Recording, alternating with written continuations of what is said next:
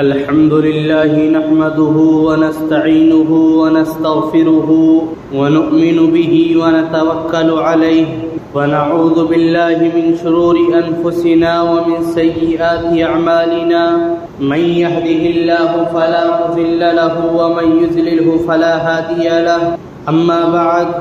فقد قال الله تعالى أعوذ بالله من الشيطان الرجيم بسم الله الرحمن الرحيم إلا تنصروه فقد نصره الله إذ أخرجه الذين كفروا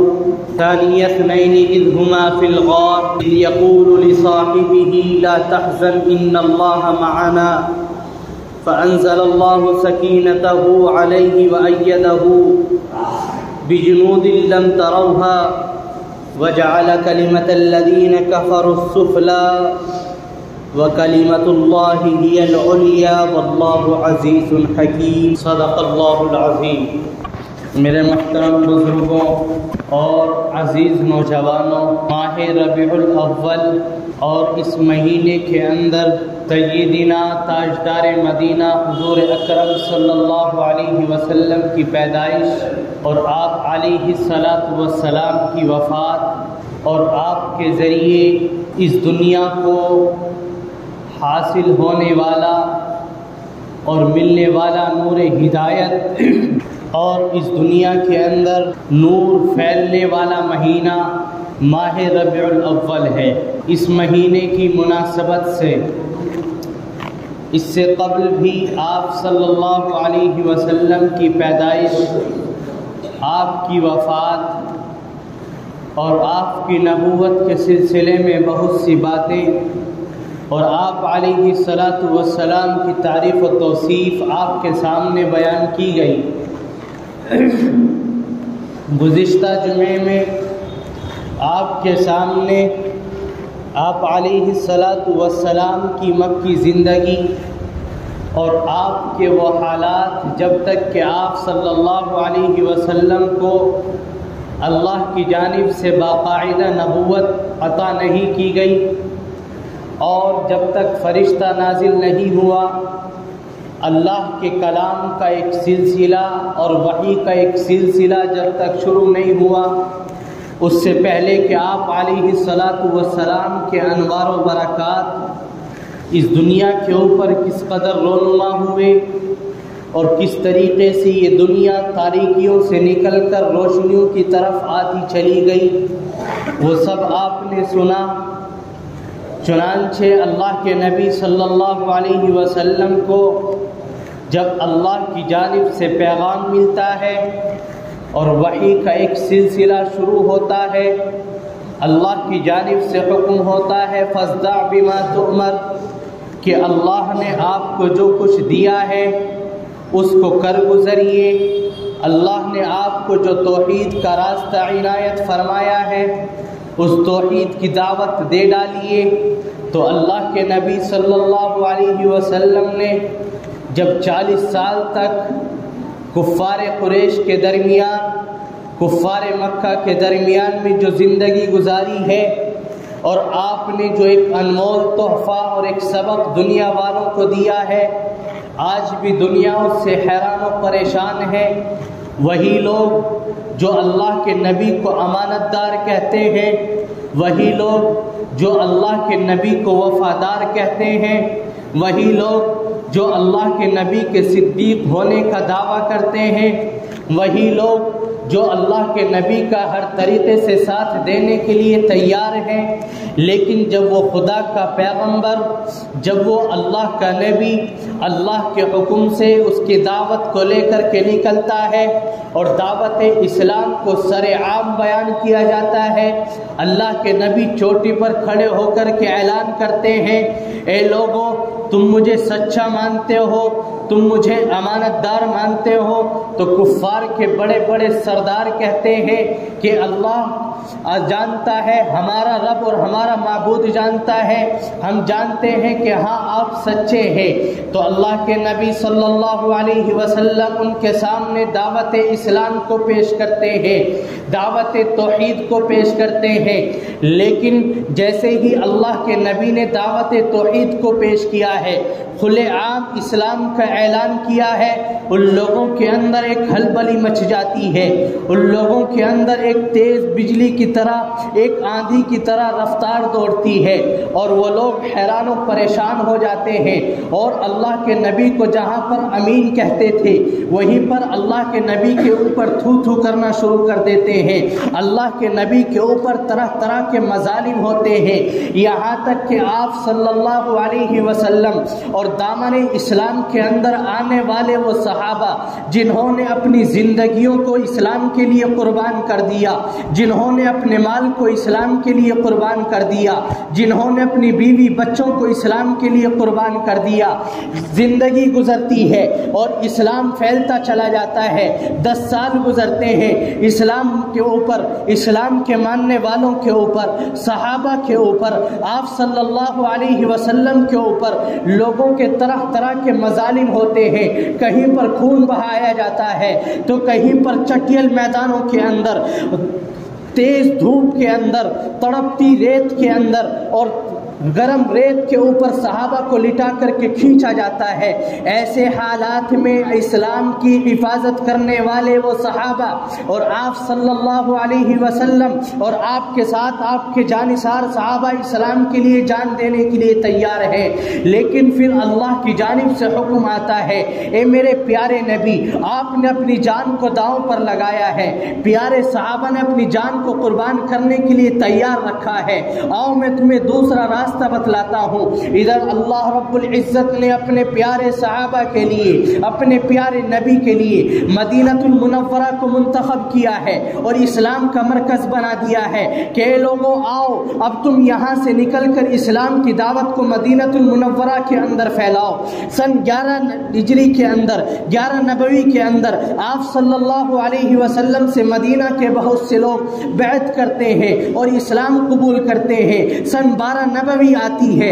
اور بہت سے لوگ آ کر کے آپ کے ہاتھوں پر بیعت کرتے ہیں، اسلام کو قبول کرتے ہیں۔ سن 13 نبوی آتی ہے اور بہت سے صحابہ اللہ کے نبی کے ہاتھوں پر ایمان قبول کرتے ہیں۔ اللہ کے نبی ابھی تک مکہ المکرمہ کے اندر موجود ہیں، لیکن اسلام کی دعوت اور قرآن کو اللہ نے مدینہ المنورہ کے اندر پہنچا دیا ہے۔ صاحب قرآن جس کے اوپر قرآن کریم نازل ہو رہا ہے وہ ابھی مکہ المکرمہ کے اندر موجود ہے، لیکن اللہ نے قرآن کی دعوت کو، اللہ نے اسلام کی دعوت کو، اللہ نے قرآن کے پیغام کو مدینہ المنورہ کے اندر پہنچا دیا ہے۔ اور حضرت مصعب رضی اللہ تعالی عنہ بہترین قاری قرآن کی شکل کے اندر مدینہ المنورہ کے اندر موجود ہوتے ہیں، قرآن کی تعلیمات دی جا رہی ہیں۔ ادھر اللہ کے نبی صلی اللہ علیہ وسلم کے صحابہ کو حکم ہوتا ہے کہ تم ہجرت کرنی شروع کر دو۔ ہجرت کئی طریقے کی ہوتی ہے، ایک ہجرت وہ ہوتی ہے جو ہم اور آپ کرتے ہیں اپنی جان کو بچانے کے لیے، مال کو حاصل کرنے کے لیے، لیکن ہجرت اصل وہ ہوتی ہے کہ جب تمہارے دین کے اوپر عمل کرنا تمہارے لیے مشکل ہو جائے، اس وقت میں دین کی حفاظت کے لیے، اپنے اسلام کی حفاظت کے لیے اپنے ملک وطن کو چھوڑ کر، اپنے عزیز وطن کو چھوڑ کر اسلام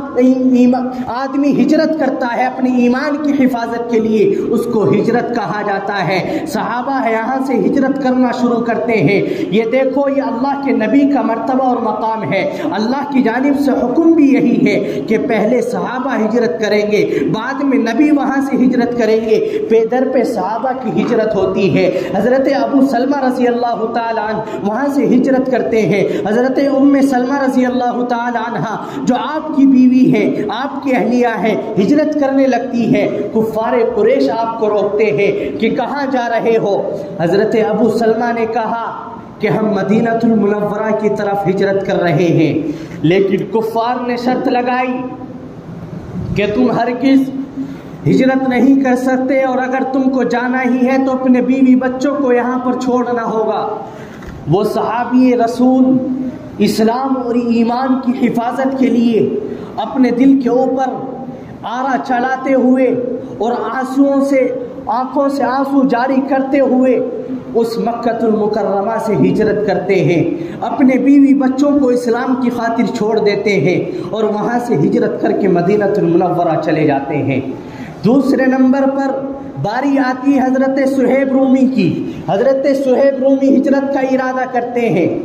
कुफ़ारे कुरैश उनको घेर लेते हैं और कहते हैं कि ए सुहेब, जब तू रूम से यहाँ पर आए थे तो तुम्हारे पास कोई सामान नहीं था, तुम खाली हाथ आए थे। आज तुम्हारे पास जायदाद है, रुपया पैसा है, दनानीर है, तुम्हारे पास दिरहम का अंबार है और तुम यहाँ से हिजरत कर रहे हो, हम हरगिज़ नहीं जाने देंगे। वो सुहेब रूमी जिनके अंदर ईमान का वलवला और जोश जज्बे मार रहा था और उगल रहा था, उन्होंने कहा कि लोगों, तुम जानते हो कि मैं अच्छा तीर अंदाज हूँ और मेरा कोई तीर खाली नहीं जाता। याद रखना, जब तक मेरी कमान के अंदर तीर बाकी है, जब तक मैं तुम्हें मारता रहूँगा और जब मेरे तीर खत्म हो जाएंगे उसके बाद जब तक मेरे बाजुओं के अंदर कुव्वत है, मैं बाजुओं से तुम्हारा मुकाबला करता रहूँगा, लेकिन मैं ईमान और इस्लाम की हिफाजत करके रहूँगा। मैं ईमान और इस्लाम की खातिर हिजरत करूँगा, ये मेरे नबी का हुक्म है, ये मेरे अल्लाह का हुक्म है। उसके बाद सुहेब रूमी से वो लोग मुआक़बा करते हैं और एक मजलिस तय होती है। बात ये तय होती है, ए सुहेब रूमी, अगर हम तुम्हारी जायदाद को जब्त कर ले, अगर हम तुम्हारे दिरहम को जब्त कर ले, तुम्हारे माल को जब्त कर ले, क्या तुम फिर भी मदीनतुल मुनव्वरा की तरफ हिजरत करोगे? वो सुहेब रूमी कहते हैं कि मेरा माल सब का सब कुर्बान हो जाए, मेरी जायदाद कुर्बान हो जाए, मैं तब भी मदीनतुल मुनव्वरा की तरफ हिजरत करूंगा। वो सुहेब रूमी अपने माल को छोड़ देते हैं, अपनी जायदाद को छोड़ देते हैं और मदीनतुल मुनव्वरा की तरफ हिजरत करते हैं। सहाबा पैदर पे हिजरत कर रहे हैं,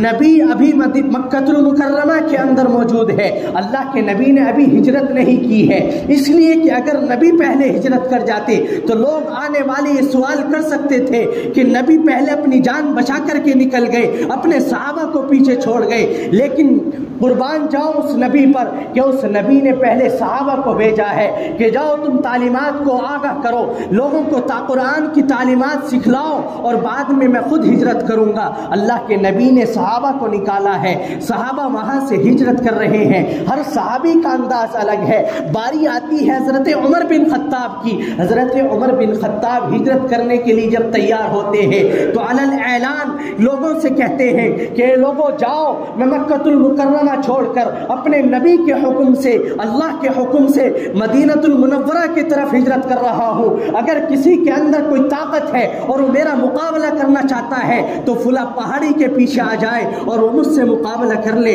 लेकिन किसी की हिम्मत नहीं हुई। ये जानिसार सहाबा पैदर पे हिजरत करते हैं और इस्लाम की खातिर, ईमान की खातिर हिजरत करके अपने कारोबार को छोड़ देते हैं, अपने बीवी बच्चों को छोड़ देते हैं, अपनी जायदाद को छोड़ देते हैं और मदीनतुल मुनव्वरा की जानिब इस्लाम की खातिर हिजरत कर जाते हैं। अल्लाह के नबी सल्लल्लाहु अलैहि वसल्लम को हुक्म होता है, अल्लाह के नबी अपने यार के पास जाते हैं, गारे हिरा के यार के पास जाते हैं, अल्लाह के नबी अबू बकर सिद्दीक के पास जाते हैं कि अबू बकर आओ, अल्लाह की जानिब से हुक्म हो गया है, अब हमें हिजरत करनी है। अबू बकर जैसे पहले से तैयार बैठे हो, अबू बकर कहते हैं ए अल्लाह के नबी, मैं इस दिन के इंतजार में 4 महीने से तैयार हूँ, मैंने अपनी ऊँटनियों को तैयार किया है, इन ऊँटनियों पर सवार होकर के हम हिजरत करेंगे। अल्लाह के नबी कहते हैं कि ज़रूर हम इन ऊँटनियों पर हिजरत करेंगे, लेकिन हिजरत का मकाम बहुत बड़ा है, हम अल्लाह के लिए अपने वतन को छोड़ रहे हैं, लिहाजा मैं इन ऊँटनियों पर सवार तो होऊंगा,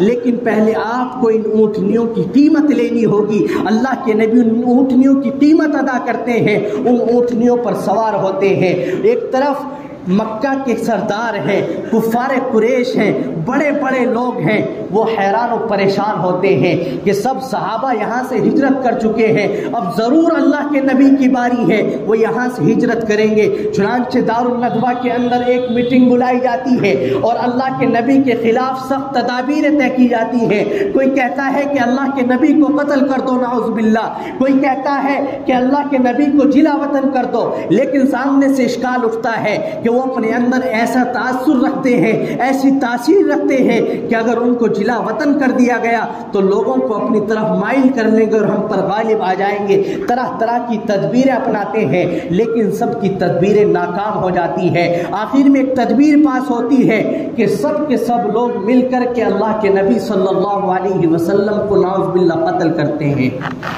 और कत्ल के इरादे से अल्लाह के नबी के घर को घेर लेते हैं।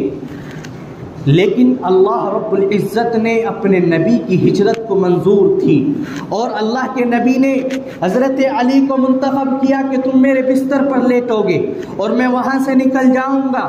یہاں تک کہ جس کی امانت میرے سپرد ہے وہ امانت تمہیں دینی ہے۔ امین اللہ کے نبی ہیں، اللہ کے نبی اسلام کی دعوت دے رہے ہیں، پورا مکہ آپ کے خلاف ہے، لیکن پھر بھی آپ کو امانت دار سمجھتا ہے، پھر بھی آپ کو وفادار سمجھتا ہے، اپنی امانتیں اللہ کے نبی کے پاس رکھتا ہے۔ اللہ کے نبی صلی اللہ علیہ وسلم حضرت علی المرتضیٰ کو منتخب فرماتے ہیں کہ یہ سب امانتیں تمہارے پاس موجود ہیں، میں تمہیں امین بنا کر کے جا رہا ہوں، میں یہاں سے نکل جاؤں گا اور تمہیں ایک ایک کی امانت سونپنے کے بعد تمہیں مدینہ المنورہ کی طرف رخ کرنا ہے اور ہم سے آ کر کے مل جانا ہے۔ چنانچہ ایسا ہی ہوا، اللہ کے نبی صلی اللہ علیہ وسلم کفار کے درمیان سے نکلتے ہیں، لیکن کفار کو ذرا بھی جھلک محسوس نہیں ہوتی، اور کفار انتظار میں کھڑے ہوئے ہیں کہ کب اللہ کے نبی اندر سے نکل کر کے آئیں اور ہم ان کے اوپر حملہ کریں۔ باہر سے ایک سردار آ کر کے کہتا ہے کہ تم کس کی تلاش میں کھڑے ہوئے ہو؟ لوگ عرض کرتے ہیں کہ ہم تو محمد کے انتظار میں کھڑے ہیں۔ اس شخص نے کہا کہ جس شخص کا تم انتظار کر رہے ہو میں نے اس کو راستے کے اندر دیکھا ہے، وہ ہجرت کر چکا ہے اور وہ اپنے سفر کو طے کیے ہوئے ہے۔ وہ لوگ بوکھلا گئے اور حیران و پریشان ہوئے، کمرے کے اندر داخل ہوئے اور چادر اتار کر کے دیکھا تو حضرت علی المرتضیٰ رضی اللہ تعالیٰ عنہ وہاں پر لیٹے ہوئے ہیں۔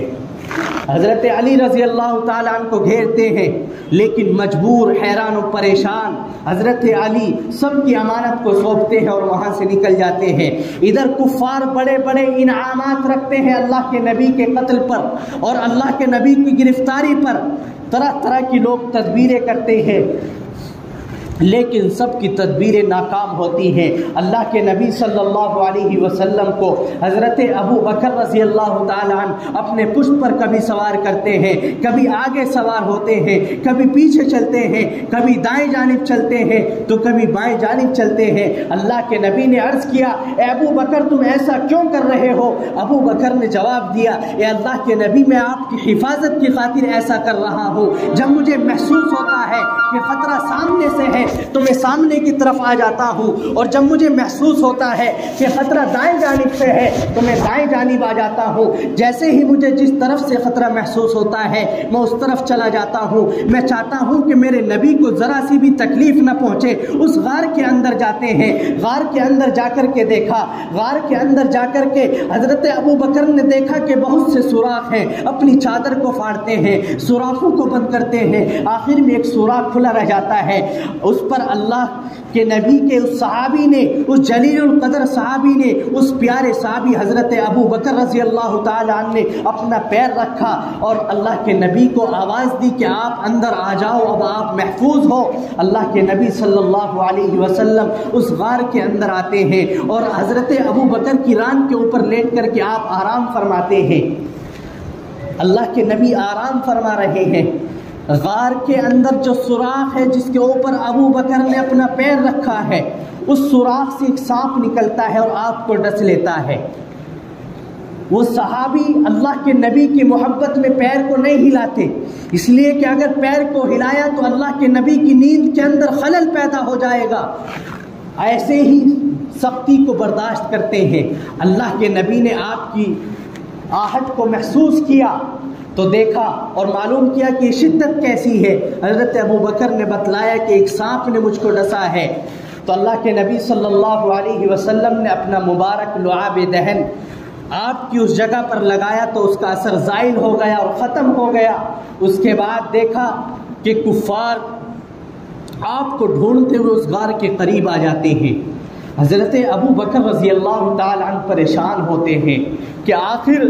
ہم لوگ پکڑے جائیں گے، لیکن اللہ کی جانب سے انتخاب ہوتا ہے مکڑیوں کا، اور وہاں پر ایسے جالے مکڑیوں کے ذریعے بن دیے جاتے ہیں کہ کفار اس کو دیکھ کر کے کہتے ہیں کہ یہ تو برسوں سے یہاں پر جالے لگے ہوئے ہیں، یہاں کوئی نہیں جا سکتا۔ اس وقت میں اللہ کے نبی صلی اللہ علیہ وسلم نے حضرت ابو بکر رضی اللہ تعالیٰ عنہ سے فرمایا، لا تحزن ان اللہ معنا، کہ آپ غمگین نہ ہو، اللہ رب العزت کی ذات ہمارے ساتھ میں ہے۔ یہی قول اور قرآن کریم کا یہی سبق آج تک پوری امت مسلمہ کے لیے ہے کہ جب بھی تمہیں کوئی پریشانی گھیر رہی ہو اور کفار کی طرف سے تمہارے ایمان کا خطرہ ہو، تمہارے جان کا خطرہ ہو، تو تم ہرگز غمگین مت ہونا، ہرگز رنجیدہ مت ہونا، قرآن کریم کی اس آیت کو پڑھنا۔ اللہ آج بھی قرآن کریم کے اندر فرماتا ہے لا تحزن ان اللہ معنا، کہ غمگین ہونے کی ضرورت نہیں ہے، پریشان ہونے کی ضرورت نہیں ہے۔ وہ اللہ کی ذات اس وقت بھی موجود تھی اور وہ اللہ کی ذات آج بھی موجود ہے۔ جس طریقے سے اللہ نے اس غار کے اندر اپنے نبی کی حفاظت کی ہے، اپنے پیارے صحابی رسول کی حفاظت کی ہے، اسی طریقے سے اللہ رب العزت آج بھی مسلمانوں کی حفاظت کرنے پر قادر ہے۔ اس لیے ایک وقت کے لیے بھی، ایک لمحے کے لیے بھی، ایک گھڑی کے لیے بھی کوئی انسان، کوئی بھی ایمان والا اپنے آپ کو کمزور نہ سمجھے اور اللہ کی مدد کو ایسا نہ سمجھے کہ اللہ کی مدد تمہارے ساتھ شامل حال نہیں ہے۔ اگر آج مسلمان کہیں پر بلندی کے ساتھ اللہ کا نام لے رہا ہے تو یہ اللہ رب العزت کی نصرت و مدد کے ساتھ میں ہے، یہ اسلام کی بلندی کے ساتھ میں ہے۔ اس لیے کہ جہاں بھی اسلام کی بلندی کو کوئی ختم کرنا چاہتا ہے اللہ رب العزت اس کو بلند فرما دیتے ہیں۔ الاسلام یعلو ولا یعلا، اسلام کو جتنا دبایا جاتا ہے یہ اتنا ہی ابھرتا ہے۔ اس وقت میں اللہ کے نبی نے ہجرت کی ہے اور مدینہ کے اندر پہلے سے ہی پورے قبیلے کے قبیلے اسلام کے اندر داخل ہو جاتے ہیں۔ اللہ کے نبی کا روزانہ انتظار کیا جاتا ہے، اللہ کے نبی کا ایک سفر طے ہوتا ہے مکہ المکرمہ سے غار تک اور دوسرا غار سے مدینہ المنورہ تک۔ اللہ کے نبی صلی اللہ علیہ وسلم ہجرت کر کے مدینہ المنورہ پہنچتے ہیں۔ مدینہ کے لوگوں کے اندر ایک عجیب طرح کی خوشی ہے۔ میرے دوستو بات بہت لمبی ہو جائے گی لیکن وقت اس بات کی اجازت نہیں دے رہا، لیکن میں آپ کو آخر میں صرف یہ بات بتلاؤں گا کہ یہ اللہ کے نبی صلی اللہ علیہ وسلم کے واقعات، مکی زندگی، ہجرت والی زندگی جو آپ کے سامنے وقت بوقت بیان کی جا رہی ہیں، ان سے ہمیں سبق لینے کی ضرورت ہے،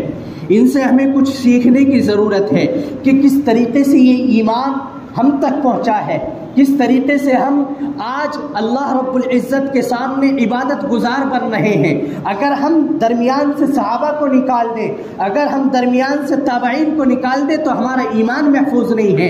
ہمارا اسلام محفوظ نہیں ہے۔ چنانچہ اس سے ایک بڑا سبق یہ ملتا ہے، وہ لوگ جو دعویٰ کرتے ہیں کہ ہم صرف قرآن اور حدیث کو مانتے ہیں، ہمیں کسی اور کی ضرورت نہیں ہے، تو میں ان سے یہ کہوں گا کہ تمہیں قرآن اور حدیث کو اگر ماننا ہے تو تمہیں اللہ کے نبی کے صحابہ کو بھی ماننا پڑے گا، تابعین کو بھی ماننا پڑے گا، تبع تابعین کو بھی ماننا پڑے گا، ائمہ مجتہدین کو بھی ماننا پڑے گا، اس لیے کہ اللہ کے نبی صلی اللہ علیہ وسلم کے پیغامات کو لینے والے اور ان کو سمجھنے والے اور ان کو سمجھ کر کھول کھول کر بیان کر کے ہم تک پہنچانے والے وہ تمام صحابہ کرام، تمام تابعین، ائمہ مجتہدین کی جماعت ہے جن کے لیے ہمارے لیے مر مٹنا ضروری ہے، ان مسائل کو سیکھنا ہمارے لیے ضروری ہے جن کے لیے ہمیں اپنی جانوں کا نذرانہ پیش کرنا ضروری ہے۔ اگر وقت آئے تو ہمیں بھی اپنے صحابہ کی طرح، ہمیں بھی ان تابعین کی طرح، اللہ کے نبی کے ان جانثار صحابہ کی طرح اپنی جان اور مال کی طرح ہر طریقے سے اپنے آپ کو قربان کرنا ہے،